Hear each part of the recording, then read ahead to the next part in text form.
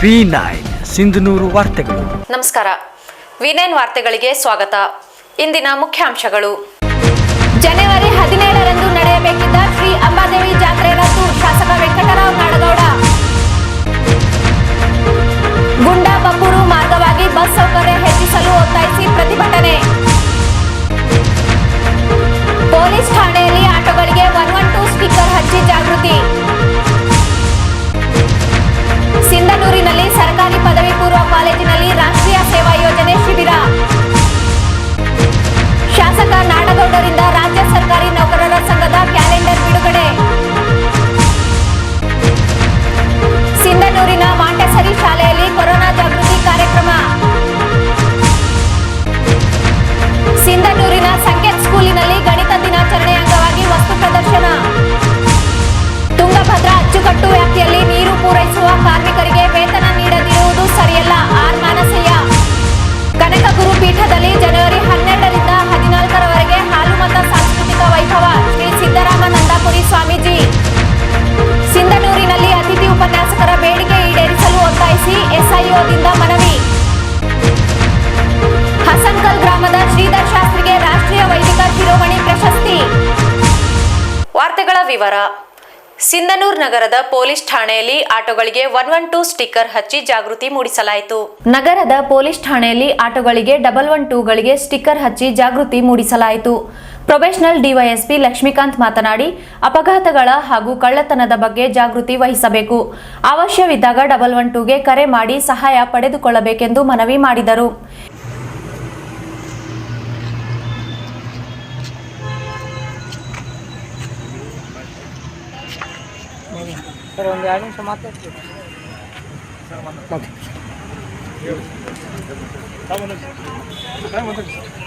ಇವತ್ತು ನಾವು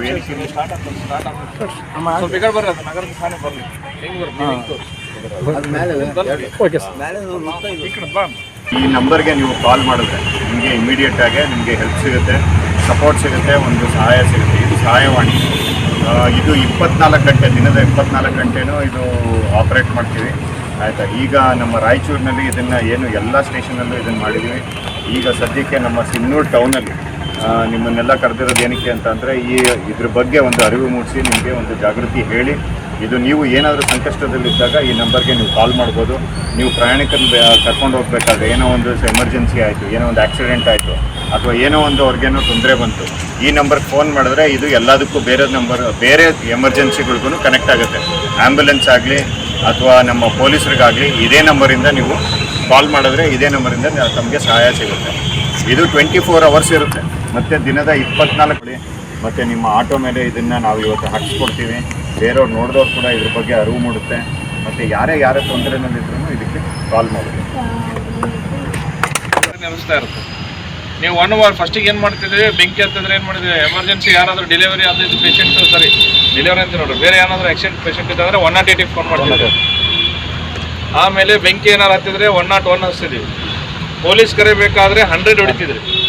3-4 ಇತ್ತು, 1012 ಇದ್ದರೆ ಮಕ್ಕಳದ್ದು ಏನಾರು ಇದ್ದರೆ ಹೇಳ್ತಿದ್ರು. ಈಗ 112 ಒಂದೇ ಹೊಡೆದ್ಬಿಟ್ರೆ ನೀವು ಏನೇ ಇದ್ರೂ ಇನ್ಫಾರ್ಮೇಷನ್ ಅವ್ರಿಗೆ ಹೇಳ್ಬಿಡೋದು. ಅವ್ರು ಏನು ಮಾಡ್ತಾರೆ, ಅಲ್ಲಿಂದ ನಮ್ಮ GPS ಅಳವಡಿಸಿರ್ತಾರೆ ಎಲ್ಲ ವೆಹಿಕಲ್ಗಳಿಗೆ. ಈ ವೆಹಿಕಲ್ಲು ಬಳಗಾನೂರು ಮತ್ತು ರೂರಲ್ ಮಧ್ಯದಲ್ಲಿದೆ ಅಂದರೆ ಆ ವೆಹಿಕಲ್ ಎಲ್ಲಿ ನಿಂತಿದೆ, ಫಾರ್ ಎಕ್ಸಾಂಪಲ್ ನೀವು ಸ್ಪಾಟ್ ಹೇಳ್ತೀರಿ, ಈಗ ಅಂಬೇಡ್ಕರ್ ಸರ್ಕಲಿಂದ ಒಬ್ಬನು ಫೋನ್ ಮಾಡ್ತೀರಿ ಅಂತ ತಿಳ್ಕೊಳ್ರಿ, 112 ಈಗ ಹೊಡೆದ ಫೋನು. ಅವ್ರು ಏನು ಮಾಡ್ತಾರೆ, ಅಂಬೇಡ್ಕರ್ ಸರ್ಕಲ್ನ ನಿಯರ್ ವೆಹಿಕಲ್ ಯಾವುದಿದೆ ಅಂತ ಹೇಳ್ತಾರೆ. ಬೆಂಗಳೂರಲ್ಲಿ ಓಲಾ ಕ್ಯಾಬ್ ಬುಕ್ ಮಾಡ್ತಿರಲ್ರಿ, ಆ ಟೈಮ್ ಯಾವ ಸಮೀಪ ಇದೆ ಅವ್ರು ಏನು ಮಾಡ್ತಾರೆ, ಅವ್ರಿಗೆ ಕಳಿಸ್ತಾರೆ. ಇಮ್ಮಿಡಿಯೇಟ್ ಹೋಗಿ ರೆಸ್ಪಾನ್ಸನ್ನು ಮಾಡ್ತಾರೆ. ಈ ಪೊಲೀಸ್ ವಿಷಯ ಆದರೆ ನಮ್ಮ ERSS ಗಾಡಿ ಬರುತ್ತೆ, ಎಮರ್ಜೆನ್ಸಿ ರೆಸ್ಪಾನ್ಸ್ ಸಪೋರ್ಟ್ ಸಿಸ್ಟಮ್ ಅಂತ ಅಂದ್ಬಿಟ್ಟು ERSS ಅಂತ ಅಂದರೆ ನಮ್ಮ ಪೊಲೀಸ್ ವೆಹಿಕಲ್ ಬರ್ತಾರೆ, ಅದರೊಳಗೆ ನಮ್ಮ ಸಿಬ್ಬಂದಿಗಳು ಇರ್ತಾರೆ. ಬಟ್ ಇದ್ರೊಳಗೆ ಏನಾದರೂ ಬೆಂಕಿ ಅವಘಡ ಆಗಿತ್ತು, ಫೈರ್ ಆಕ್ಸಿಡೆಂಟ್ ಆಗಿತ್ತು, ಅವಾಗ ಏನು ಮಾಡ್ತಾರೆ, ಅದು ಇಮಿಡಿಯೇಟಾಗಿ ನಮ್ಮ ಫೈರ್ ಎಮರ್ಜೆನ್ಸಿ ಸಿನ್ನೂರು ಇದಕ್ಕೆ ಟೌನ್ಗೆ ಹೋಗುತ್ತೆ, ಫೈರ್ ಡಿಪಾರ್ಟ್ಮೆಂಟ್ಗೆ ಹೋಗುತ್ತೆ. ಅಕಸ್ಮಾತ್ ಏನಾದರೂ ಆ್ಯಂಬುಲೆನ್ಸ್ ನೀವು 112ಗೆ ಕಾಲ್ ಮಾಡಿ ನಿಮಗೆ ಆ್ಯಂಬುಲೆನ್ಸ್ ರಿಕ್ವೈರ್ಮೆಂಟ್ ಇತ್ತು, ಸೊ ಆ್ಯಂಬುಲೆನ್ಸ್ ಬರುತ್ತಲ್ಲ. ಸೊ ಅದರಿಂದಾಗಿ ನೀವು ಒಂದೇ ನಂಬರ್ಗೆ ಕಾಲ್ ಮಾಡಿ 3 ಏನು ನೀವು ಎಮರ್ಜೆನ್ಸಿ ಸಪೋರ್ಟ್ ನಿಮ್ಗೆ ಏನು ಬೇಕೋ ಅದು ಸಿಗುತ್ತೆ. ಅಂದರೆ ಕಾಲ್ ಬೆಂಗಳೂರಿಗೆ ಅಲ್ಲಿಂದ ಇಲ್ಲಿ ಬರುತ್ತೆ, ಕನೆಕ್ಟ್ ಆಗುತ್ತೆ ಸರ್. ಬೆಂಗಳೂರಲ್ಲಿ ಒಂದು ಸಪ್ರೇಟ್ ಅದಕ್ಕೇನೆ ERSS ಸಪೋರ್ಟ್ ಸಿಸ್ಟಮ್ ಒಂದು ಆಫೀಸ್ ಇದೆ ಸರ್. ಎಲ್ಲ ಎಲ್ಲ 31 ಜಿಲ್ಲೆದು ಏನೈತೆ ಅಲ್ಲಿ ಇರುತ್ತೆ, ನಾವು ಇಮಿಡಿಯೇಟ್ ಕನೆಕ್ಟ್ ಮಾಡಿಸ್ಕೊತೀವಿ. 15 ಸೆಕೆಂಡ್ ಒಳಗೆ ಕನೆಕ್ಟ್ ಆಗುತ್ತೆ. ರೈಟ್, ಆಟೋ ಹಚ್ಚಿಬಿಟ್ಟು. ಈ ಸಂದರ್ಭದಲ್ಲಿ ಸಿಪಿಐ ಉಮೇಶ್ ಕಾಂಬ್ಳೆ, ಪಿಎಸ್ಐಗಳಾದ ಬಸವರಾಜ್ ಮತ್ತು ಸೌಮ್ಯ ಇದ್ದರು. ಸಿಂಧನೂರು ನಗರದ ಸರ್ಕಾರಿ ಪದವಿ ಪೂರ್ವ ಕಾಲೇಜಿನಲ್ಲಿ ರಾಷ್ಟ್ರೀಯ ಸೇವಾ ಯೋಜನೆ ಶಿಬಿರ ನಡೆಯಿತು. ಸೇವಾ ಯೋಜನೆಗೆ ದುಡಿಯೋಣ, ನಾವು ರಾಷ್ಟ್ರ ಸೇವಾ ಯೋಜನೆಗೆ ದುಡಿಯೋಣ. ಸೇವಾ ಯೋಜನೆಗೆ ದುಡಿಯೋಣ, ನಾವು ರಾಷ್ಟ್ರ ಸೇವಾ ಯೋಜನೆಗೆ ದುಡಿಯೋಣ. ಅಣ್ಣ ತಮ್ಮ ಅಕ್ಕ ತಂಗಿಯರೆಲ್ಲ ಬನ್ನಿರಿ, ಹಾರೆ ಕುತ್ತಲಿ ಕೊಡಲು ಪುಟ್ಟಿಯ ಹೊತ್ತು ತನ್ನಿರಿ. ಅಣ್ಣ ತಮ್ಮ ಅಕ್ಕ ತಂಗಿಯರೆಲ್ಲ ಬನ್ನಿರಿ, ಹಾರೆ ಕುತ್ತಲಿ ಕೊಡಲು ಬುಟ್ಟಿಯ ಹೊತ್ತು ತನ್ನಿರಿ. ಸೇವಾ ಸೇವಾ ಸೇವಾ ಯೋಜನೆಗೆ ದುಡಿಯೋಣ, ನಾವು ರಾಷ್ಟ್ರ ಸೇವಾ ಯೋಜನೆಗೆ ದುಡಿಯೋಣ. ಸೇವಾ ಯೋಜನೆಗೆ ದುಡಿಯೋಣ, ನಾವು ರಾಷ್ಟ್ರ ಸೇವಾ ಯೋಜನೆಗೆ ದುಡಿಯೋಣ. ಏನಾಗಬೇಕಂತ ಅನ್ಕೊಂಡಿದ್ದೀನಿ ಇವ ಅನ್ನಕ್ಕಾಗಲ್ಲ, ನಾನೇ ಅನ್ಕೊಳ್ಬೇಕು. ನಾನು ಎಲ್ಲಿರ್ಬೇಕಂತ ಗುರಿ ನನಗೇ ಇರ್ಬೇಕು. ಇನ್ನೊಬ್ಬರು ಹೇಳಿದ ಗುರಿಗೆ ಮುಟ್ಟಕ್ಕಾಗಲ್ಲ. ನನಗೆ ಆಸೆ, ಕನಸು, ಗುರಿ ಇಲ್ಲದೆ ಹೋದರೆ ವ್ಯರ್ಥ. 3 ದಿನದ ಸಂತೆ ನಗು ನಗುತ್ತಾ ಬಾಳಬೇಕು, ದ್ವೇಷ ಎಂಬಕ್ಕಂತೆ ನೀನು ಸುಟ್ಟ ಹಾಕ ಕಷ್ಟ. NSS ಕಲಿಸೋದಷ್ಟು ಯಾವ ಬಗ್ಗೆ ಹಸು ಪಡಬೇಕಾಗಿಲ್ಲ. ಅವ ಬೆಳೆದಾನ ಬೆಳಿತಾನೆ. ನೀನು ಅವ ಕಾಲು ಎಳೆ ಕೆಲಸ ಮಾಡಿದಂದ್ರೆ ನೀನು ಕಾಲು ಎಳೆಬೇಕಂದ್ರೆ ಎಲ್ಲಿರ್ಬೇಕು? ಇಷ್ಟೇ.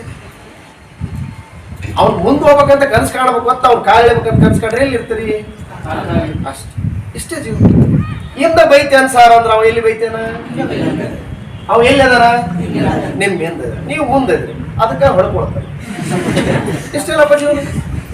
ಮುಂದೆ ಬೈತೇನ ಸರ್ ಅಂತಂದ್ರೆ ಅವ ನಿಮ್ಕಿನ ಮುಂದೆ ಅದಾನಂತಾನೆ ಅರ್ಥ. ಇಂದನೇ ಬೈತೇನ ಅಂದ್ರೆ ಅವ ಹಿಂದಿದಾನಂತಾನೆ.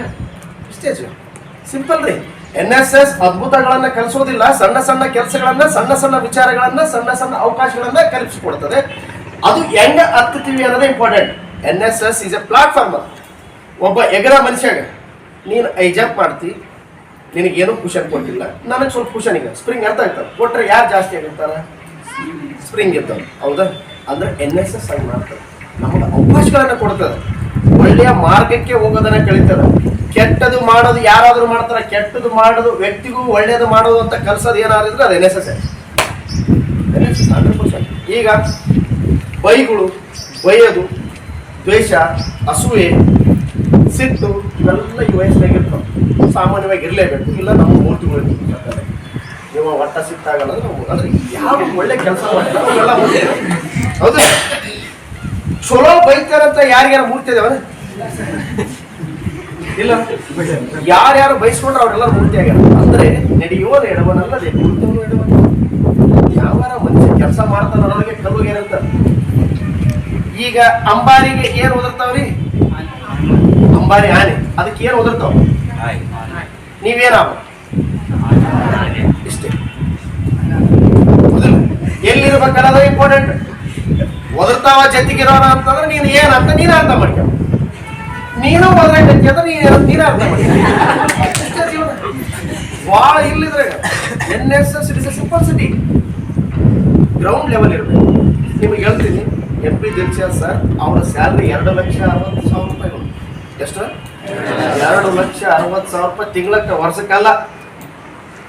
ಅವರು ಯಾವ್ದಾರು NSS ಕ್ಯಾಂಪಿಗೆ ಹೋಗ್ಬೇಕಾದ್ರೆ ಅಲ್ಲಿ ಫಂಡ್ ಇರಲ್ಲ, ದುಡ್ಡು ಇರಲ್ಲ. ಅಂದ್ರೆ ಕಾರ್ ಕಳ್ಸಕ್ಕಾಗ್ಲಿ, ಕಳ್ಸ್ಕೊಳಕ್ಕಾಗ್ಲಿ ಅವ್ರಿಗೆ ದುಡ್ಡು ಇರಲ್ಲ. ಕ್ಯಾಂಪಲ್ಲಿ ಭಾಳ ಕಡಿಮೆ ದುಡ್ಡು ಇರ್ತದೆ. ಅವರು ಗೌರ್ಮೆಂಟ್ ಕ್ಯಾಂಪ್ ಬಸ್ಸಿಗೆ ಹೋಗ್ತಿದ್ರು. ನಾನೇನ ಕಾರ್ ತೊಗೊಂಡು ಹೋದ್ರೆ ಅವ್ರಿಗೆ ವಜ್ಜೆ ಆಗಬಾರ್ದಂತ ಉದ್ದೇಶ ಹೌದಾ? ಏನದು ಸಿಂಪಲ್. ಯಾರು ಗ್ರೌಂಡ್ ಲೆವೆಲ್ಗೆ ಇರ್ತಾರೋ ಸಮಸ್ಯೆಗಳು ಹಂಗೆ ಅರ್ಥ ಆಗ್ತದೆ. ಜನರ ಜೊತೆ ಬೆರೆಯೋದಕ್ಕೂ ಹಂಗೆ ಆಗ್ತವೆ, ಅವರೇ ಬೆಳೀತಾರೆ. ಇಷ್ಟೇ NSS. ನೀವು ಏನಪ್ಪ ಈ NSS ವಿದ್ಯಾರ್ಥಿಗಳು. ಕಾರ್ಯಕ್ರಮ ಉದ್ದೇಶಿಸಿ ಪ್ರಾಚಾರ್ಯ ಡಾಕ್ಟರ್ ಎಸ್ ಶಿವರಾಜ್ ಮಾತನಾಡಿ, ಸೇವಾ ಮನೋಭಾವ ಮೂಡಿಸುವಲ್ಲಿ NSS ಪೂರಕವಾಗಿದೆ, ವಿದ್ಯಾರ್ಥಿಗಳಲ್ಲಿ ಹೆಚ್ಚಿನ ಪರಿಣಾಮ ಮೂಡಿಸಿದೆ ಎಂದರು. ಈ ಸಂದರ್ಭದಲ್ಲಿ RC ಪಾಟೀಲ್ ಮತ್ತು NSS ಅಧಿಕಾರಿ ಸಿದ್ದನಗೌಡ ಇದ್ದರು. ಸಿಂಧನೂರು ನಗರದ ತಾಲೂಕು ಪಂಚಾಯಿತಿ ಸಭಾಂಗಣದಲ್ಲಿ ರಾಜ್ಯ ಸರ್ಕಾರಿ ನೌಕರರ ಸಂಘದ ಕ್ಯಾಲೆಂಡರ್ ಅನ್ನು ಶಾಸಕ ವೆಂಕಟರಾವ್ ನಾಡಗೌಡ ಬಿಡುಗಡೆಗೊಳಿಸಿದರು. ನಂತರ ಮಾತನಾಡಿದ ಶಾಸಕ ವೆಂಕಟರಾವ್ ನಾಡಗೌಡ, ರಾಜ್ಯ ಸರ್ಕಾರಿ ನೌಕರರ ಕಟ್ಟಡಕ್ಕೆ ಒದಗಿಸಲು ಪ್ರಾಮಾಣಿಕ ಪ್ರಯತ್ನ ಮಾಡಲಾಗುವುದು, ಆಶೋತ್ತರಗಳನ್ನು ಈಡೇರಿಸಲು ಬದ್ಧನಾಗಿರುವೆ ಎಂದರು. ನಾಡಿನಲ್ಲಿರುವಂತಹ ನಾವು ಉಳಿಬೇಕಾದ ಸಂಘದ ಹೆಸರಲ್ಲಿರುವಂತಹ ಕೊಡೋದು ಬರುತ್ತೆ. ಅವರು ದುಡ್ಡು ಕಟ್ಟೆ ತಗೋಬೇಕು. ಕಾನೂನು ಬದಲಾವಣೆ ಮಾಡಿಕೊಂಡರೆ, ಹಾಗಾಗಿ ಅವರಿಗೆ ಒಂದೇ ಒಂದು ಅವಕಾಶ ಇರ್ತದೆ ಅಂದರೆ 2 ಅಥವಾ 3 ಕಂತಿನಾಗ ದುಡ್ಡು ಕೊಡಬಹುದು. ಆದರೆ ನೀವು ಪ್ರೈವೇಟ್ ಇನ್ಸ್ಟಿಟ್ಯೂಷನ್, ಅದು ಶಿಕ್ಷಣ ಸಂಸ್ಥೆಗಳಿರ್ಬೋದು, ಬೇರೆ ಯಾವುದೇ ಸಂಘ ಸಂಸ್ಥೆಗಳಿಗೆ ಕೊಟ್ಟರೆ 100ಕ್ಕೆ 100% ಏನು ವ್ಯಾಲ್ಯೂಯೇಷನ್ ಇದೆ ಆ ವ್ಯಾಲ್ಯೂಯೇಷನ್ ಬಗ್ಗೆ ತಗೋಬೇಕು. ಹಿಂದೆ ಇದು ಆವಾಗ ಅವಕಾಶ ಇತ್ತು, 50% ತಗೊಂಡಿದ್ವಿ. ಈಗ ಎಷ್ಟಾಯ್ತು ಅದಕ್ಕೆ? 12.5 ಲಕ್ಷ, ಇಲ್ಲಾಂದ್ರೆ 24 ಲಕ್ಷ ಚಿಲ್ಲರೆ ಆಗ್ತದೆ ಸರ್, 25 ಲಕ್ಷ ಆಗ್ತದೆ. ನಿಮಗಲ್ಲಿ 12.5 ಲಕ್ಷ ಕೊಡಬೇಕು. ಅದನ್ನು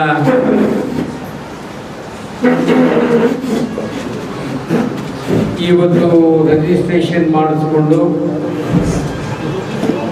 ಯಾರು ಈ ಸಂಘದ ಸೈಟಿಗೆ ರಿಜಿಸ್ಟ್ರೇಷನ್ ಮಾಡೋದಕ್ಕೆ ಇಲಾಖೆಯ ಮುಖ್ಯಸ್ಥರುಗಳು ಜನ ಸಹಾಯ ಮಾಡಿದ್ದಾರೆ, ಅವರಿಗೆ ಅಭಿನಂದನೆಯನ್ನು ಸಲ್ಲಿಸಬೇಕು ಅನ್ನುವ ಕಾರಣಕ್ಕಾಗಿ ಸಭೆ ಕರೆದಿದ್ದಾರೆ. ಸ್ವಾಮಿ ಕಾರ್ಯದ ಜೊತೆಗೆ ಸ್ವಕಾರ್ಯ ಅಂತೇಳಿ ತಮ್ಮ ಕ್ಯಾಲೆಂಡರ್ನು ಬಿಡುಗಡೆ ಮಾಡಿದ್ದಾರೆ.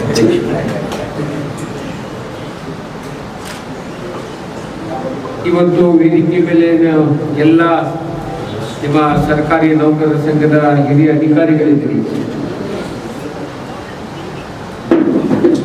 ನಿಮ್ಮ ಎಲ್ಲ ಸವಲತ್ತುಗಳನ್ನು ಈಗ ಜಾಗ ತಗೊಂಡ ಮೇಲೆ ಕಟ್ಟಡ ಕಟ್ಟಬೇಕಾಗಿರೋದು ಇನ್ನೊಂದು ದೊಡ್ಡ ಹೆಜ್ಜೆ. ಒಂದು ಘಟ್ಟ ದಾಟಿದ್ದೀರಿ, ಕಟ್ಟಡ ಆದಮೇಲೆ 2ನೇ ಘಟ್ಟ ಮುಗಿತೀವಿ. ನಿಮ್ಮ ಅಧ್ಯಕ್ಷರು ಭಾಳ ದೊಡ್ಡ ಪ್ರಾಜೆಕ್ಟ್ಸನ್ನು ಮಾಡ್ಕೊಂಡು ಇಟ್ಕೊಂಡಿದ್ದಾರೆ. ಕೋಟಿ ಹಣ ಬೇಕು ಅಂತ. ಅದಕ್ಕೆ ಅವ್ರಿಗೆ ಹೇಳಿದ್ದೀನಿ, ಈ ಸರ್ಕಾರದ ಯಾವ ಮೂಲದಿಂದ ದುಡ್ಡು ಬಂದಿದ್ದಾವೋ ಸ್ವಲ್ಪ ನೋಡ್ರಿ, ಅದರಲ್ಲಿ ಏನು ಮಾಡೋದಕ್ಕೆ ಸಾಧ್ಯ ಅಂತ ಹೇಳಿ. ಅದಕ್ಕೆ ನನ್ನ ವಿನಂತಿ ಇಷ್ಟೇ, ನಾವು ನಿಮಗೆ ಕೈ ಜೋಡಿಸ್ತೇವೆ. ಮುಂದಿನ ತಿಂಗಳವರೆಗೆ, ಈಗ ದಿವಸ ಚಲೋ ಇಲ್ಲ ನನಗೆ ಗೊತ್ತಿದ್ದಂಗೆ, 5ನೇ ತಾರೀಕಿನ ನಂತರ ಒಳ್ಳೆ ದಿನಗಳು ಬರ್ತಾವೆ. ಅಷ್ಟರೊಳಗೆ ನಾನು ನನ್ನ ಅನುದಾನದಲ್ಲಿ ಯಾವುದಾದ್ರೂ ಹಣದಲ್ಲಿ ಒಂದಿಷ್ಟು ಹಣವನ್ನು ಕೊಡ್ತೇನೆ, ಮಡಿಗಲ್ಲನ್ನು ಹಾಕಿ ಪ್ರಾರಂಭ ಮಾಡಿ. ತದನಂತರ ಎಲ್ಲೆಲ್ಲಿ ಯಾವ ಇಲಾಖೆಯಿಂದ ಸಿಗ್ತವೆ ಅಲ್ಲಿ ನಾನು ನಿಮ್ಮ ಜೊತೆ ಬರ್ತೀನಿ ಬೆಂಗಳೂರಿಗೆ. ಸಂಬಂಧಪಟ್ಟ ಅಧಿಕಾರಿಗಳನ್ನು ಮತ್ತು ಮಂತ್ರಿಗಳನ್ನು ಭೇಟಿಯಾಗಿ ಏನು ಸೌಲಭ್ಯ ಬರಬೇಕು ಅದನ್ನು ತಗೊಳ್ಬೇಕು. ಈ ಸಂದರ್ಭದಲ್ಲಿ ತಹಶೀಲ್ದಾರ್ ಮಂಜುನಾಥ್ ಭೋಗಾವತಿ ಮತ್ತು ನೌಕರರ ಸಂಘದ ಅಧ್ಯಕ್ಷ ಚಂದ್ರಶೇಖರ್ ಹಿರೇಮಠ್ ಇದ್ದರು. ಸಿಂಧನೂರಿನ ಮಾಂಟೆಸರಿ ಶಾಲೆಯಲ್ಲಿ ಕೊರೋನಾ 3ನೇ ಅಲೆ ಬಾರದಿರಲು ಮಾಸ್ಕ್ ಧರಿಸುವ ಮೂಲಕ ಜಾಗೃತಿ ಮೂಡಿಸಲಾಯಿತು. ಸಂಸ್ಥೆಯ ಕಾರ್ಯದರ್ಶಿ ಕೆವಿಆರ್ ಜ್ಯೋತಿ ಇದ್ದರು.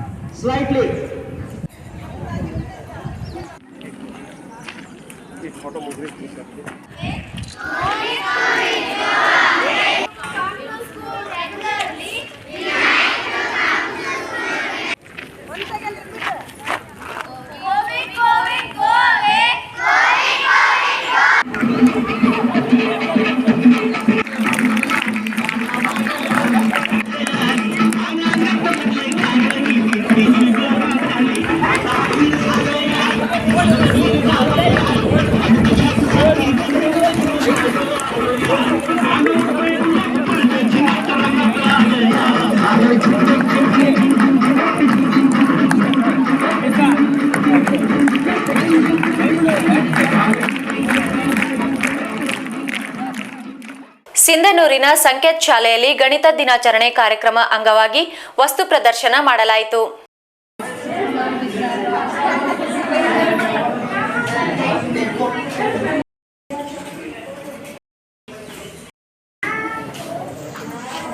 Good morning, sir. I am Lakshika from grade 1. 4 1 ja 4, 4 2 ja 8.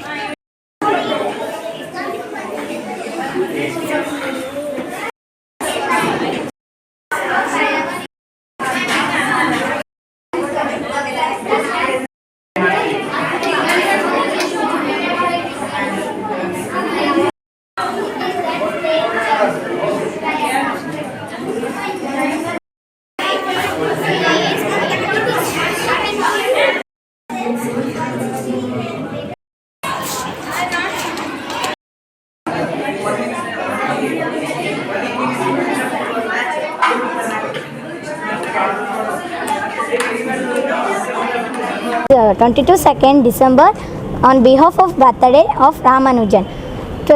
We thank our management who support us to make this event successful and memorable.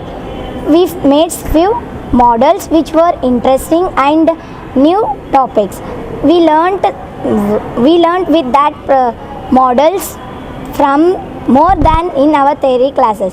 My project is understanding quadrilateral. I learned more than our daily classes where we use the quadrilateral. In our school, we conducted Mathematics Day on 22nd December. It is a birthday of Srinivas Ramanujan. We enjoyed a lot in this event. My topic is visualization of 3D shapes. I thank you, our Sanket management and staff. Thank you. My project name is Pythagoras, and I saw many more projects and I learned from them, and I'll tell to all thank you. And I saw that so many projects like 3D visualization, shape and casino game. And my project name is Circle and Circle Properties. I am glad to say that I am an Indian born with Sir Ramanujan sir. Today I am here to share a few information about Mathematics Day. It is celebrated on the birth memory of Sir Srinivas Ramanujan, who was born on 22nd December. It is in his childhood he faced many difficulties which made him stronger, and in his upcoming days he found more success and he became famous. And today that's the reason why we remember him. Thank you. Sindhanur ತಾಲೂಕಿನ ಅಂಬಾಮಠದಲ್ಲಿ ಶ್ರೀ ಅಂಬಾದೇವಿ ಜಾತ್ರೆ ಹಿನ್ನೆಲೆಯಲ್ಲಿ ಪೂರ್ವಭಾವಿ ಸಭೆ ನಡೆಯಿತು. ಶಾಸಕ ವೆಂಕಟರಾವ್ ನಾಡಗೌಡ ಮಾತನಾಡಿ, ಈ ಬಾರಿ ಕೊರೋನಾ 3ನೇ ಅಲೆ ಇರುವುದರಿಂದ ಈ ಬಾರಿ ಜನವರಿ 17ರಂದು ನಡೆಯಬೇಕಿದ್ದ ಶ್ರೀ ಅಂಬಾದೇವಿ ಜಾತ್ರೆಯನ್ನು ಜಿಲ್ಲಾಧಿಕಾರಿಗಳ ಸೂಚನೆ ಮೇರೆಗೆ ರದ್ದುಪಡಿಸಲಾಗಿದ್ದು, ದೇವಸ್ಥಾನದ ಒಳಗಡೆ ಪ್ರವೇಶವು ನಿಷೇಧಿಸಲಾಗುವುದು ಎಂದು ತಿಳಿಸಿದರು. ಅಂಬಾದೇವಿಯ ಭಕ್ತರಲ್ಲಿ ಸಿಂಧನೂರಿನ ಶಾಸಕನಾದ ನಾನು ಮಾಡುವ ನಮ್ರ ವಿನಂತಿ, ಕೋವಿಡ್ನ ಪರಿಣಾಮದಿಂದಾಗಿ ಈ ವರ್ಷವೂ ಕೂಡ ಅನಿವಾರ್ಯವಾಗಿ ಅಂಬಾದೇವಿಯ ಜಾತ್ರಾ ಮಹೋತ್ಸವವನ್ನು ನಿಲ್ಲಿಸಿದ್ದೇವೆ. ಎಲ್ಲ ಭಕ್ತರಲ್ಲಿ ನಾನು ಪ್ರಾರ್ಥನೆಯನ್ನು ಮಾಡ್ತೇನೆ, ದಯಮಾಡಿ ಜಾತ್ರೆಗೆ ಯಾರೂ ಬರಬೇಡಿ, ಯಾರನ್ನೂ ಅಲ್ಲಿ ಬಿಡೋದಿಲ್ಲ. ಆದ್ದರಿಂದ ನೀವು ಸಹಕಾರ ಮಾಡಬೇಕು. ನಾವು ಬದುಕಿದರೆ ನಮ್ಮ ಬದುಕು, ಹಾಗಾಗಿ ಎಲ್ಲರೂ ಕೂಡ ಇದಕ್ಕೆ ಸಹಕಾರವನ್ನು ನೀಡಬೇಕು ಅಂತೇಳಿ ಭಕ್ತ ಸಮೂಹಕ್ಕೆ ನನ್ನ ಕಳಕಳಿಯ ಮನವಿ.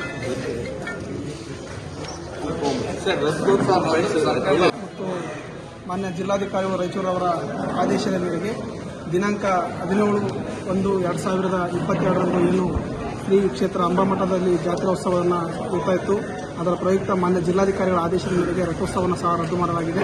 ಕಾರಣ ಯಾವುದೇ ರೀತಿಯ ಭಕ್ತಾದಿಗಳು ಬರಲಿಕ್ಕೆ ಅವಕಾಶ ಇರೋದಿಲ್ಲ, ಭಕ್ತಾದಿಗಳಿಗೆ ಯಾವುದೇ ರೀತಿಯ ಪ್ರವೇಶ ಸಹ ಕಲ್ಪಿಸಲಿಕ್ಕೆ ಅವಕಾಶ ಇರೋದಿಲ್ಲ. ಕಾರಣ ದಯವಿಟ್ಟು ಎಲ್ಲರೂ ಈ ಜಾತ್ರಾ ರದ್ದುಯನ್ನು ತಮ್ಮ ಮನದಲ್ಲಿಟ್ಟುಕೊಂಡು ಅಲ್ಲೇ ತಮ್ಮಲ್ಲೇ ಇರ್ತಕ್ಕಂಥಲ್ಲೇ ದೇವಿಯನ್ನು ಸ್ಮರಿಸಬೇಕಾಗಿ ಕೋರ್ತಾ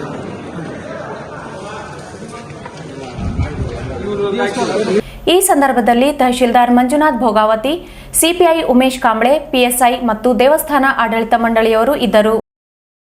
ರಾಜ್ಯದ ಸರ್ಕಾರಿ ಪ್ರಥಮ ದರ್ಜೆ ಕಾಲೇಜುಗಳಲ್ಲಿ ಸೇವೆ ಸಲ್ಲಿಸುತ್ತಿರುವ ಅತಿಥಿ ಉಪನ್ಯಾಸಕರ ನ್ಯಾಯಯುತ ಬೇಡಿಕೆಗಳನ್ನು ಪರಿಶೀಲಿಸಿ ಈಡೇರಿಸಬೇಕೆಂದು ಒತ್ತಾಯಿಸಿ ಎಸ್ಐಒ ತಹಶೀಲ್ದಾರರಿಗೆ ಮನವಿ ಸಲ್ಲಿಸಿತು. ಈಗಾಗಲೇ 440 ಸರ್ಕಾರಿ ಪ್ರಥಮ ದರ್ಜೆ ಕಾಲೇಜುಗಳಲ್ಲಿ ಅತಿಥಿ ಉಪನ್ಯಾಸಕರಾಗಿ ಸೇವೆ ಸಲ್ಲಿಸುತ್ತಿರುವ 14,183 ಉಪನ್ಯಾಸಕರು ಕಳೆದ ಕೆಲವು ದಿನಗಳಿಂದ ಬೋಧನಾ ತರಗತಿಗಳನ್ನು ತೊರೆದು ಬೇಡಿಕೆ ಈಡೇರಿಕೆಗೆ ರಾಜ್ಯಾದ್ಯಂತ ಪ್ರತಿಭಟನೆ ನಡೆಸುತ್ತಿದ್ದಾರೆ. ಶಿಕ್ಷಣವು ಸಂವಿಧಾನದ ಮೂಲಭೂತ ಹಕ್ಕಾಗಿದೆ. ಗುಣಮಟ್ಟದ ಶಿಕ್ಷಣ ನೀಡುವುದು ಸರ್ಕಾರದ ಕರ್ತವ್ಯವಾಗಿದೆ. ಅನೇಕ ವರ್ಷಗಳಿಂದ ಸರ್ಕಾರಿ ಪ್ರಥಮ ದರ್ಜೆ ಕಾಲೇಜುಗಳಲ್ಲಿ ಕಾರ್ಯನಿರ್ವಹಿಸುತ್ತಿರುವ ಅತಿಥಿ ಉಪನ್ಯಾಸಕರುಗಳನ್ನು ಕಡಿಮೆ ವೇತನಕ್ಕೆ ದುಡಿಸಿಕೊಳ್ಳುತ್ತಿದ್ದಾರೆ. ಕೂಡಲೇ ಉಪನ್ಯಾಸಕರಿಗೆ ಗೌರವಧನ ಹೆಚ್ಚಳದ ಜೊತೆಗೆ ಉದ್ಯೋಗ ಭದ್ರತೆ ನೀಡುವುದು ಸರ್ಕಾರದ ಜವಾಬ್ದಾರಿಯಾಗಿದೆ. ಅತಿಥಿ ಉಪನ್ಯಾಸಕರುಗಳನ್ನು ಖಾಯಂಗೊಳಿಸಬೇಕೆಂದು ಮನವಿಯಲ್ಲಿ ಒತ್ತಾಯಿಸಲಾಯಿತು. ಎಸ್ಐಒ ಅಧ್ಯಕ್ಷ ಇಮ್ತಿಯಾಜ್, ನೂರ್ ಮಹಮ್ಮದ್ ಹುಸೇನ್ ಸಾಬ್, ಸಮದ್ ಚೌಧರಿ, ಇಮಾದ್, ಅಸಾರ್, ಅಬ್ಬರ್, ಅದಿತಿ, ಉಪನ್ಯಾಸಕರು ಜಿ ಮುದುಗಪ್ಪ, ಸಿದ್ದರಾಮೇಶ್ ಮುಕುಂದ, ಮರಿಲಿಂಗಪ್ಪ, ಚಿದಾನಂದಪ್ಪ, ಚನ್ನಮಲ್ಲಿಕಾರ್ಜುನ ಮತ್ತು ಇಜಾಜ್ ಅಹಮದ್ ಸೇರಿದಂತೆ ಈ ಸಂದರ್ಭದಲ್ಲಿ ಇದ್ದರು. ವೈದಿಕ್ ಚಾರಿಟೇಬಲ್ ಟ್ರಸ್ಟ್ ಹಾಗೂ ಮಹಾಲಕ್ಷ್ಮಿ ಗುರುಕುಲಂ ಬೆಂಗಳೂರು ಸಹಯೋಗದಲ್ಲಿ ನೀಡಲ್ಪಡುವ ರಾಷ್ಟ್ರೀಯ ವೈದಿಕ್ ಶಿರೋಮಣಿ ಪ್ರಶಸ್ತಿಗೆ ಮಸ್ಕಿ ತಾಲೂಕಿನ ಹಸಂಕಲ್ ಗ್ರಾಮದ ಶ್ರೀಧರ್ ಶಾಸ್ತ್ರಿ ಹಿರೇಮಠ ಆಯ್ಕೆಯಾಗಿದ್ದಾರೆ. ಅದೇ ರೀತಿಯ ರಾಷ್ಟ್ರೀಯ ವೈದಿಕ ಶಿರೋಮಣಿ ಪ್ರಶಸ್ತಿಗೆ ಸಿಂಧನೂರು ತಾಲೂಕಿನ ಪಗಡ್ದಿನಿ ಗ್ರಾಮದ ಪಂಡಿತ್ ಶರಣಬಸವ ಶಾಸ್ತ್ರಿ ಆಯ್ಕೆಯಾಗಿದ್ದಾರೆ. ಜನವರಿ 8ರಿಂದ 10ರವರೆಗೆ ಬೆಂಗಳೂರಿನಲ್ಲಿ ನಡೆಯಲಿರುವ ರಾಷ್ಟ್ರೀಯ ಮಟ್ಟದ ವೀರಶೈವ ಲಿಂಗಾಯತ ಅರ್ಚಕ ಪುರೋಹಿತರಿಗಾಗಿ ನೂತನ ಶಿಲಾ ಪ್ರತಿಷ್ಠಾಪನಾ ಪ್ರಾಯೋಗಿಕ ಕಾರ್ಯಾಗಾರದಲ್ಲಿ ಪ್ರಶಸ್ತಿ ಪ್ರದಾನ ಮಾಡಲಾಗುವುದೆಂದು ಬೆಂಗಳೂರಿನ ಮಹಾಲಕ್ಷ್ಮಿ ಗುರುಕುಲ ಅಧ್ಯಕ್ಷ ಕೆಎನ್ ರಾಜ್ಕುಮಾರ್ ಶಾಸ್ತ್ರಿ ತಿಳಿಸಿದ್ದಾರೆ. ತುಂಗಭದ್ರಾ ಅಚ್ಚುಕಟ್ಟು ವ್ಯಾಪ್ತಿಯಲ್ಲಿ ನೀರು ಪೂರೈಸುವ ಕಾರ್ಮಿಕರಿಗೆ ಕಳೆದ 7 ತಿಂಗಳಿನಿಂದ ವೇತನವಿಲ್ಲ. 4 ವರ್ಷಗಳಿಂದ ಭವಿಷ್ಯ ನಿಧಿ ಇಎಸ್ಐ ಸೌಲಭ್ಯಗಳಿಲ್ಲದೆ ಇರುವುದನ್ನು ವಿರೋಧಿಸಿ ಜನವರಿ 12ರಂದು ಮಾನ್ವೆಯಲ್ಲಿ ರಸ್ತೆಯ ಮೇಲೆ ಮಲಗಿ ಪ್ರತಿಭಟನೆ ನಡೆಸಲಾಗುತ್ತದೆ ಎಂದು ತುಂಗಭದ್ರಾ ನೀರಾವರಿ ವಲಯದ ಹಂಗಾಮಿ ಕಾರ್ಮಿಕರ ಸಂಘದ ಅಧ್ಯಕ್ಷ ಆರ್ ಮಾನಸಯ್ಯ ಹೇಳಿದರು. ಅವರು ಇಂದು ಮಾಧ್ಯಮಗೋಷ್ಠಿ ಉದ್ದೇಶಿಸಿ ಮಾತನಾಡಿ, ನೀರಾವರಿ ವಲಯದಲ್ಲಿ ಕಾರ್ಯನಿರ್ವಹಿಸುತ್ತಿರುವ ಕಾರ್ಮಿಕರಿಗೆ ಆಗುತ್ತಿರುವ ಅನ್ಯಾಯ ತಡೆಯಲು ಯಾವ ಕಾನೂನು ಅನ್ವಯಿಸುತ್ತಿಲ್ಲ. ಸಿಂಧನೂರು, ಸಿರ್ವಾರ್, ಯರ್ಮರಸ್ ವಿಭಾಗದಲ್ಲಿ ಕಾರ್ಯನಿರ್ವಹಿಸುತ್ತಿರುವ 748 ಕಾರ್ಮಿಕರಿಗೆ ವೇತನ ನೀಡದೆ ವೇತನ ಪಾವತಿ ಕಾಯ್ದೆಯನ್ನು ಸರ್ಕಾರವೇ ಉಲ್ಲಂಘಿಸಿದೆ. 2018ರಿಂದ 2021ರ ಡಿಸೆಂಬರ್ವರೆಗೆ ನೀರಾವರಿ ಕಾರ್ಮಿಕ ವೇತನದಿಂದ ಶೇಕಡ 12ರಷ್ಟು ವೇತನದಲ್ಲಿ ಕಡಿತಗೊಳಿಸಲಾಗಿದೆ.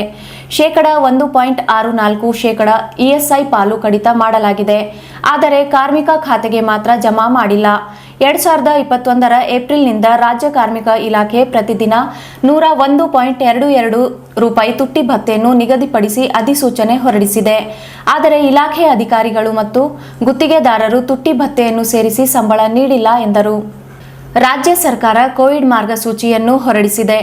ಎಲ್ಲದಕ್ಕೂ ಶೇಕಡ 50 ವಿನಾಯಿತಿ ನೀಡಿರುವ ಸರ್ಕಾರ ಹೋರಾಟಗಳಿಗೆ ಮಾತ್ರ ನಿರ್ಬಂಧಿಸಿರುವುದು ಖಂಡನೀಯ. ಸರ್ಕಾರವೇ ಬಹಿರಂಗ ತಾರತಮ್ಯವನ್ನು ಮಾಡುತ್ತಿದೆ. ಜನ ಹೋರಾಟವನ್ನು ಹೆದರಿಸುತ್ತಿದೆ. ಹೋರಾಟಗಳಿಂದ ಅಂಜಿ ಅಸಹಾಯಕ ಸ್ಥಿತಿಗೆ ಸರ್ಕಾರ ಬಂದು ನಿಂತಿದೆ ಎಂದರು. ಪ್ರಧಾನಮಂತ್ರಿ ನರೇಂದ್ರ ಮೋದಿಯವರು ಪಂಜಾಬ್ಗೆ ತೆರಳಿದ್ದಾಗ ರೈತರ ಹೋರಾಟಕ್ಕೆ ಅಂಜಿ ಮರಳಿದ್ದಾರೆ. ಆದರೆ ಪ್ರಧಾನಿ ಭಾಗವಹಿಸಬೇಕಿದ್ದ ಕಾರ್ಯಕ್ರಮದಲ್ಲಿ 1 ಲಕ್ಷ ಜನ ಸೇರಬೇಕಿತ್ತು. ಆದರೆ 700 ಜನ ಮಾತ್ರ ಇರುವುದರಿಂದಲೇ ಅವರು ಮರಳಿದ್ದಾರೆ. ಜನರು ಸರ್ಕಾರವನ್ನು ತಿರಸ್ಕರಿಸುವ ದಿನಗಳು ಪ್ರಾರಂಭವಾಗಿವೆ ಎಂದರು. 2021ರಿಂದ ಸರ್ಕಾರ ನೋಟಿಫಿಕೇಶನ್ ಮಾಡಿದೆ. It's a mandatory for implementation. ನಮಗೆ ಡಿಡಕ್ಷನ್ ಹೋಗಿ 10,500 ಸಿಗ್ತಿದೆ. ಇವಾಗ ಇದು 3,100 ಅಂದ್ರೆ ಆಕ್ಚುಲಿ 13-14 ಸಾವಿರ ಸಂಬಳ ಸಿಗಬೇಕು. ನಮ್ಮಂಗೆ ಎಲ್ಲ ಕ್ಷೇತ್ರದ ಕಾರ್ಮಿಕರಿಗೆ ಕೂಡ ಇದು ಸಿಗಬೇಕಲ್ಲ. ಏಪ್ರಿಲ್ 1ನೇ ತಾರೀಕಿನ ರಾಜ್ಯ ಸರ್ಕಾರದ ಸುತ್ತೋಲಿನ ಸಂಪೂರ್ಣ ಕೈ ಬಿಟ್ಟಿದ್ದಾರೆ. ತುಟ್ಟಿ ಭತ್ಯೆನೂ ಕೊಟ್ಟಿಲ್ಲ, ಇಎಸ್ಐ ಇಲ್ಲ, ಪ್ರಾವಿಡೆಂಟ್ ಫಂಡ್ ಇಲ್ಲ, ಶಾಲರಿ ಇಲ್ಲ. ತಮಗೆ ಗೊತ್ತಿದ್ದಂಗೆ ಕಾನೂನು, ಲಾ ಅಂಡ್ ಆರ್ಡರ್ ಬಗ್ಗೆ ಮಾತಾಡೋ ಈ ಸರ್ಕಾರ ಪ್ರತಿ ತಿಂಗಳ 7ನೇ ತಾರೀಕಿನೊಳಗಡೆ ಸಂಬಳ ಪಾವತಿ ಮಾಡಬೇಕಾದದ್ದು ಕಾನೂನು. Payment of wages act 1939 section 6 ಪ್ರಕಾರ ಇದು ಮ್ಯಾಂಡೇಟರಿ. 7 ತಿಂಗಳ ಸಂಬಳ ಇಲ್ಲ. ಪ್ರಾವಿಡೆಂಟ್ ಫಂಡ್ ಆಕ್ಟ್ ಅದಲ್ಲ, ಒಂದು ಸೆಂಟ್ರಲ್ ಆಕ್ಟ್. ಆಕ್ಚುಲಿ ಅದು ಗೌರವ ಇಲ್ಲ, ಕಿಮ್ಮತ್ತಿಲ್ಲ. ESI also act. ಆಮೇಲೆ ತುಟ್ಟಿ ಭತ್ಯೆಯನ್ನು ನೀವು ಘೋಷಣೆ ಮಾಡಿದ ಮೇಲೆ ರಾಜ್ಯದಲ್ಲಿ ಅದನ್ನು ಜಾರಿಗೆ ತರಬೇಕು. ಅಗತ್ಯ ಪದಾರ್ಥಗಳ ಬೆಲೆ ಭಯಂಕರ ತುಟ್ಟಿ ಆಗಿದೆ. ಜೀವನ ಸಸ್ತಾಗಿ ಹೋಗಿದ್ದು ಹಾಳಾಗಿದೆ. ಕನಿಷ್ಠ ವೇತನ ಕಾಯ್ದೆ 1948 ನೋಡಿ. ನಮ್ಮ ಕಾರ್ಮಿಕ ಕಾಯ್ದೆಗಳಿಗೆ 70 ವರ್ಷ, 75 ವರ್ಷ, 100 ವರ್ಷದ ಇತಿಹಾಸ ಅದ. ಆ ಕಾಯ್ದೆಗಳು ಚಾಲು ಆಗಿರ್ತದ, ಅವ್ರು ಜಾರಿಯಲ್ಲಿಲ್ಲ. ಇದರ ಜೊತೆಗೆ ಈ ಕ್ಷೇತ್ರದಲ್ಲಿ ಗುತ್ತಿಗೆ ಪದ್ಧತಿ ತರಬೇಡಿ ಅಂತೇಳಿ ನಾವು ದೊಡ್ಡ ಹೋರಾಟವನ್ನೇ ಮಾಡಿದ್ವಿ. ಬೆಂಗಳೂರು ತನಕ ಹೋಗಿದ್ವಿ. ಅಲ್ಲಿಂದ ಅರೆಸ್ಟ್ ಮಾಡಿ ನಮ್ಮನ್ನು ಇಲ್ಲಿ ವಾಪಸ್ ತಂದರು. 7 ಕೇಸ್ ಹಾಕಿದ್ದಾರೆ ನಮ್ಮ ಮೇಲೆ. ತುಂಗಭದ್ರದ ಮೇಲೆ 7 ಕೇಸ್ ಇದೆ. ತಮ್ಮ ಗಮನಕ್ಕಿರಲಿ. ಒಂದು ಕಡೆ ಸಂಬಳ ಇಲ್ಲ, ಇನ್ನೊಂದು ಕಡೆ 7 ಕೇಸು. ಒಂದು ಕೇಸು ಬೆಂಗಳೂರಲ್ಲಿದೆ. ಒಂದು ಕೇಸ್ ಬೆಂಗಳೂರಿನಲ್ಲಿ 360 ಜನರ ಮೇಲೆ ಕೇಸ್ ಹಾಕಿದ್ದಾರೆ. ಉಪ್ಪರ್ಪೇಟೆ ಪೊಲೀಸ್ ಸ್ಟೇಷನಲ್ಲಿ, ಫ್ರೀಡಂ ಪಾರ್ಕ್ನಲ್ಲಿ ನೇಮ ಬಾಹಿರವಾಗಿ ಧರಣಿ ಮಾಡಿದ್ರು ಅಂತ. ಗಾಂಧೀಜಿಯವರು ಬ್ರಿಟಿಷರ ವಿರುದ್ಧ ಹೋರಾಡುವಾಗಲೂ ಈ ರೀತಿ ಕಠೋರವಾಗಿ, ನಿರ್ದಾಕ್ಷಿಣ್ಯವಾಗಿ ಬ್ರಿಟಿಷರು ನಡ್ಕೊಂಡಿರ್ಲಿಕ್ಕಿಲ್ಲ ಅಂತ ನಾವು ಅನಿಸ್ತಾರೆ. ಬೆಂಗಳೂರು ಉಪ್ಪರ್ಪೇಟೆ ಪೊಲೀಸ್ ಸ್ಟೇಷನಲ್ಲಿ 340 ಮಂದಿ ಮೇಲೆ ಕೇಸ್ ಮಾಡಿದ್ದಾರೆ. ಎಲ್ಲರಿಗೂ ವಾರಂಟಿ ಇದೆ. ಹಿಡ್ಕೊಂಡು ಹೋಗೋದಾನ ಹೋಗಬಾರ್ದು ಅಂತ ಸುಮ್ಮನೆ ಆಗ್ಬಿಟ್ಟಿದ್ದಾರೆ. ಸೊ ಎರಡನೇದಾಗಿ ಕಾಲ್ನಡಿಗೆ ಜಾಥಾ ಮಾಡುವಾಗ, ಹೊಸಪೇಟೆಯಿಂದ 350 ಕಿಲೋಮೀಟರ್ ಕಾಲ್ನಡಿಗೆ ಜಾಥಾ ಮಾಡುವಾಗ ನಮ್ಮನ್ನು ತುಮಕೂರಿನಲ್ಲಿ ಅರೆಸ್ಟ್ ಮಾಡಿದ್ರು. 16 ಬಸ್ನಲ್ಲಿ ತಗೊಂಡು ತುಮಕೂರಲ್ಲಿ 1 ಕೇಸ್ ಆಗಿದೆ. ಎರಡನೇದಾಗಿ ಬಳ್ಳಾರಿ ಜಿಲ್ಲೆಯ ಕೂಡ್ಲಿಗಿ, ಈಗ ದಾವಣಗೆರೆ ಬರ್ತದೆ, ಕೂಡ್ಲಿಗಿ ತಾಲೂಕು ಹೊಸಳ್ಳಿ ಪೊಲೀಸ್ ಸ್ಟೇಷನಲ್ಲಿ 24 ಜನ ಮುಖಂಡರ ಮೇಲೆ FIR ಆಗಿದೆ, ಚಾರ್ಜ್ ಶೀಟ್ ಆಗಿದೆ. ನಮ್ಮ ಮೇಲೆ ಕ್ರಮಗಳು ಮಾತ್ರ ಕಾಲಕ್ಕೆ ನಿಗದಿತ ಕ್ರಮಕ್ಕೆ ಜರುಗುತ್ತೇವೆ. ಜೊತೆಗೆ ಕೊಪ್ಪಳ ಕೋರ್ಟಿನಲ್ಲಿ 3 ಕೇಸ್ ಆಗಿದೆ. ಮುನ್ರಾಬಾದ್ ಪೊಲೀಸ್ ಸ್ಟೇಷನ್ ಅವರು 3 ಕೇಸ್ಗಳನ್ನು ಮಾಡಿದ್ದಾರೆ. ಬೆಂಗಳೂರು 1, ಹೊಸಳ್ಳಿ ಪೊಲೀಸ್ ಸ್ಟೇಷನ್ 2, ಆಮೇಲೆ ಮುನ್ರಾಬಾದ್ನಲ್ಲಿ 3. ಜೊತೆಗೆ ನಾನು ಅಡವಿರಾವ್ನೊಳಗಂಡಾಗಿ ಲೀಡರ್ಸ್ನಾಗಿ ಇದ್ವಿ. ನಮಗೆ 110 ಫಿಕ್ಸ್ ಮಾಡಿ ಸೆಂಟ್ರಲ್ ಜೈಲಿಗೆ ಇಟ್ಟಿದ್ರು. ಅವಾಗ ಅಲ್ಲಿಂದ ಅರೆಸ್ಟ್ ಮಾಡಿದ್ಮೇಲೆ ನಾವೇನೋ ಬೈಯತ್ತಾರಲ್ಲ, ಕೂಲಿ ಕೇಳಿದ್ವಿ, ಸಂಬಳ ಕೇಳಿದ್ವಿ. ಕೆಲಸ ಸೆಕ್ಷನ್ 110 CRPC 110 ಆಕ್ಚುಲಿ ಬೇರೆ ಅಫೆನ್ಸ್ ಬೇರೆ ಇಲ್ಲ, ಎಲ್ಲ ಬೇರೆ ಇದೆ. ಟ್ರಸ್ಪಾಸ್ ಇನ್ನು ಬೇರೆ ಇದೆ, ಕ್ರಿಮಿನಲ್ ಅಫೆನ್ಸ್ ಹಾಕಿದ್ದಾರೆ. ಇಲ್ಲಿ 110 ಹಾಕಿ ಸೆಂಟ್ರಲ್ ಜೈಲಿಗೆ ಇಟ್ಟಿದ್ರು. ಒಟ್ಟು 8 ಕೇಸ್ಗಳ ಮೇಲೆ. ಕೆಲವು ಕೇಸ್ಗಳನ್ನ ಹಿಂಪಡೆದಿದ್ದಾರೆ. ಗೊತ್ತು, ಹೆಚ್ಚು ಕಡಿಮೆ 820 ಎಷ್ಟು ಕೇಸ್ಗಳನ್ನ ಯಡಿಯೂರಪ್ಪನವರಿದ್ದಾಗ ಹಿಂಪಡೆದ್ರು ಅಂತ. ಅದರಲ್ಲಿ ನೀವು ಹಗಲಲ್ಲಿ ಬ್ಯಾಟ್ರಿ ಹಾಕಿ ಹುಡುಕಿದ್ರು ಸಹಿತ ರೈತರ ಮೇಲೆ ಆದ ಕೇಸ್ಗಳನ್ನ ತೆಗೆದಿಲ್ಲ, ಕಾರ್ಮಿಕರ ಮೇಲೆ ಆದ ಉದ್ಯೋಗಗಳ ಮೇಲೆ ಕೇಸ್ಗಳನ್ನ ತೆಗೆದಿಲ್ಲ. ಸೊ ಈಗ ನಾವು ಕೇಸ್ಗೆ ಹೋರಾಟ ಬಿಟ್ಟ ಜೀವನ ಮಾಡೋಕ್ಕಾಗಲ್ಲ.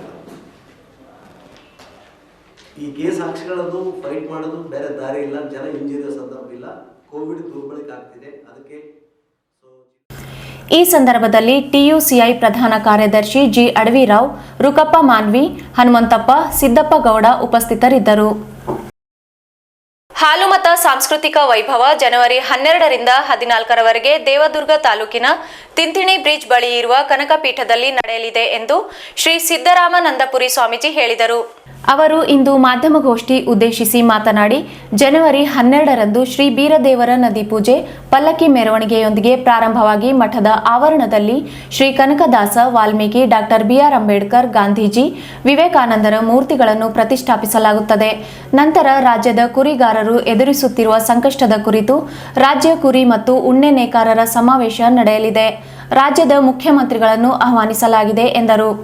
ಅನೇಕ ಜನಪ್ರತಿನಿಧಿಗಳು ಭಾಗವಹಿಸಲಿದ್ದಾರೆ ಎಂದರು.